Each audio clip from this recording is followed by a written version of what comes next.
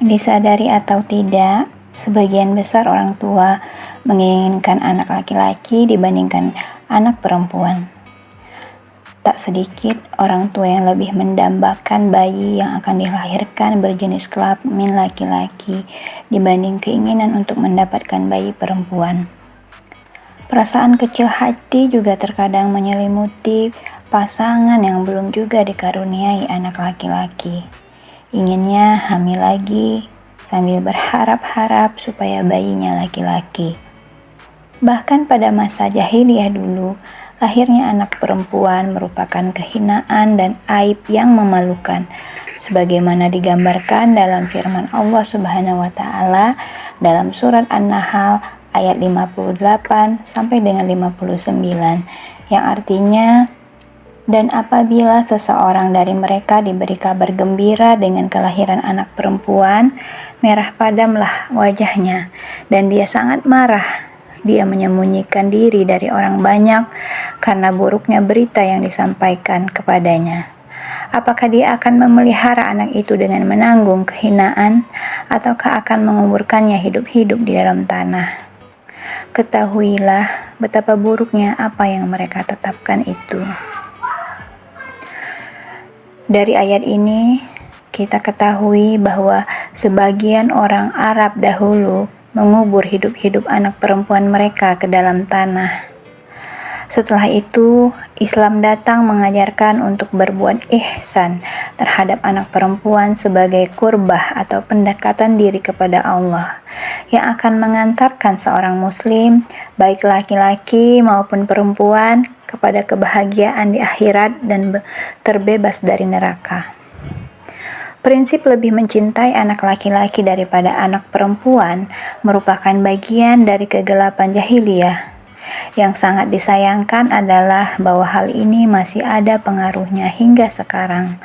Oleh karena itu, tidak sepatutnya seorang muslim membeda-bedakan perlakuan antara anak laki-laki dan anak perempuan, karena kedua-duanya merupakan amanah sekaligus anugerah dari Allah Subhanahu wa taala. Lalu mengapa Allah mengkaruniakan anak perempuan? Anak perempuan adalah anugerah Allah yang diberikan kepada siapa saja yang Dia kehendaki, sebagaimana tertulis dalam surat Asy-Syura ayat 49 sampai dengan 50, yang artinya, kepunyaan Allah lah kerajaan langit dan bumi. Dia menciptakan apa yang Dia kehendaki. Dia memberikan anak-anak perempuan kepada siapa yang Dia kehendaki dan memberikan anak-anak laki-laki kepada siapa yang Dia kehendaki, atau Dia menganugerahkan kedua jenis laki-laki dan perempuan kepada siapa yang dikehendakinya dan Dia menjadikan mandul siapa yang Dia kehendaki. Sesungguhnya Dia mengetahui lagi Maha Kuasa. Dalam ayat tersebut terdapat banyak rahasia dan pelajaran yang diungkap oleh para ulama. Berikut adalah beberapa kesimpulan dari para ulama mengenai ayat yang mulia.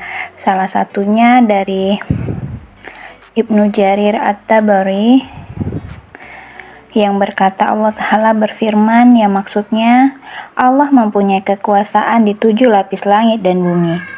Dia melakukan apa saja yang Dia kehendaki dalam kekuasaannya, menciptakan apa saja yang ingin Dia ciptakan, menganugerahkan anak perempuan kepada siapa saja yang Dia kehendaki dari makhluknya tanpa anak laki-laki, dengan menjadikan setiap yang dikandung istrinya adalah anak perempuan, dan menganugerahkan anak laki-laki kepada siapa saja yang Dia kehendaki dengan menjadikan setiap apa yang dikandung oleh istrinya adalah anak laki-laki semua, atau menganugerahkan kepada mereka anak laki-laki dan perempuan dan menjadikan mandul yang tidak bisa melahirkan kepada siapa saja yang Dia kehendaki. Allah Maha mengetahui lagi kuasa untuk menciptakan apa saja yang Dia kehendaki.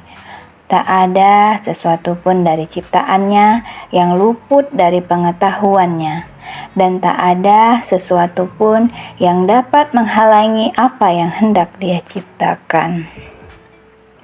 Ayat ini dimulai dengan menyebut perempuan sebagai bentuk kasih sayang kepada mereka, penghormatan kepada mereka, untuk menyempurnakan perlindungan mereka dan berbuat baik kepada mereka.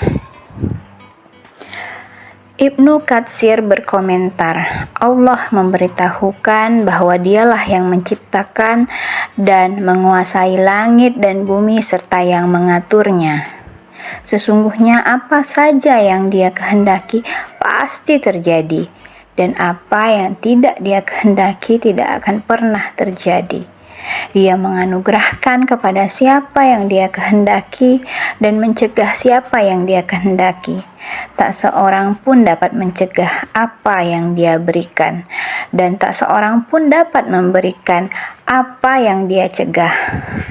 Karena Dialah yang menciptakan apa saja yang Dia kehendaki. Ibnu Qayyim juga menuturkan dalam Tuhfazul Ma'udid halaman 15 bahwa Allah membagi kondisi pasangan suami istri menjadi 4 bagian dalam berbagai aspek. Allah memberitahukan bahwa apa yang telah Dia takdirkan seperti anak, maka Dia akan memberikannya kepada mereka, dan cukuplah bagi seorang hamba menerima apa yang diberikan kepadanya. Allah memulai ayat tersebut dengan menyebut perempuan. Ada yang mengatakan untuk menarik mereka agar orang tua yang menyambut mereka.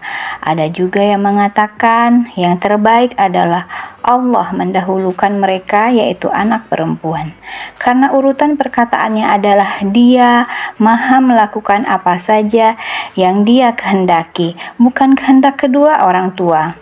Pasalnya, mayoritas orang tua biasanya menginginkan anak laki-laki, padahal Allah telah memberitahukan bahwa Dia menciptakan apa saja yang Dia kehendaki, lalu Dia memulai dengan menyebut kelompok yang Dia kehendaki, bukan yang dikehendaki oleh kedua orang tua. Maka kita harusnya banyak bersyukur terhadap apa yang sudah Allah berikan kepada kita, karena Allah yang paling tahu apa yang terbaik menurut Dia.